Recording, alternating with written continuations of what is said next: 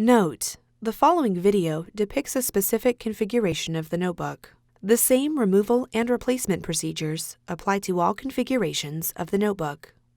Before you begin, remove the top cover. Removal. Important: ensure the battery cable is disconnected from its connector on the system board. Using minimal force, lift the locking bar up on the primary storage drive ZIF connector and disconnect the primary storage drive ribbon cable from the system board. Caution: use care to prevent damaging the ZIF connector and ribbon cable. Lift the primary storage drive assembly out of its cradle on the base enclosure and remove. Place the primary storage drive assembly in a static-dissipative bag.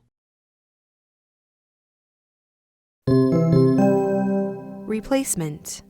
Remove the primary storage drive assembly from the static-dissipative bag. Place the primary storage drive assembly into its cradle on the base enclosure. Insert the primary storage drive ribbon cable into the primary storage drive ZIF connector on the system board and press the locking bar down to lock the cable into place.